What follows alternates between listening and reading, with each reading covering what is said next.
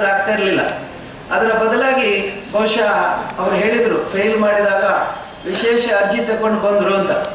ಬಹುಶಃ ನಾನು ಫೇಲ್ ಮಾಡಲಿಲ್ಲ, ಮಾಂಬಾಡಿಯವರು ಅಥವಾ ಇನ್ನು ಯಾರೋ ಫೇಲ್ ಮಾಡಿರ್ಬೇಕು.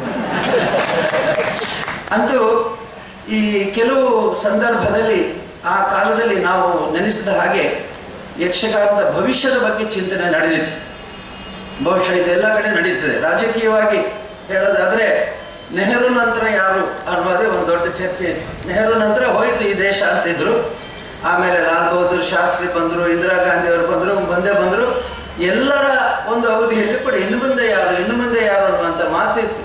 ಆದರೆ ಈ ವಿಶ್ವದ ಒಂದು ದೊಡ್ಡ ಸೋಜಿಗೆ ಏನು ಅಂತಂದರೆ, ವ್ಯಕ್ತಿಗಳು ಇನ್ನೊಂದು ಜನ್ಮದಲ್ಲಿ ಪುನರ್ಜನ್ಮದಲ್ಲಿ ಅವರು ಏನಾಗ್ತಾರೋ ಗೊತ್ತಿಲ್ಲ, ಆದರೆ ಒಬ್ಬ ವ್ಯಕ್ತಿ ತನ್ನ ಸೇವೆಯನ್ನು ಮಾಡಿ ವಿರಮಿಸುವ ಸಂದರ್ಭದಲ್ಲಿ ಇನ್ನೊಂದು ಅದಕ್ಕಿಂತಲೂ ವಿಶೇಷವಾದ ವ್ಯಕ್ತಿತ್ವಗಳು ಈ ದೇಶದಲ್ಲಿ ಮೂಡಿ ಬರ್ತಾ ಇದೆ. ಕ್ರಿಕೆಟ್ನಲ್ಲಿ ಹಾಗೆ ಗವಾಸ್ಕರ್ ರಿಟೈರ್ ಆಗ್ತಾನೆ ಅಂದಾಗ ಇನ್ನು ಮೇಲೆ ಹೋಯಿತು ಕ್ರಿಕೆಟ್. ಭಾರತೀಯ ಕ್ರಿಕೆಟಲ್ಲಿ ಇನ್ನೊಮ್ಮೆ ಯಾರು ಹುಟ್ಟಿ ಬರೋದಿಲ್ಲ ಅಂತಾಯಿತು.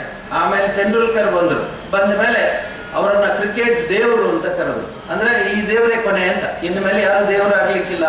ಈಗ ಹೇಳ್ತಾರೆ ಆ ದೇವರೇ ಗೊತ್ತಿಲ್ಲ, ಕೊಹ್ಲಿ ಅವರೇ ಈಗ ದೊಡ್ಡ ದೇವರು.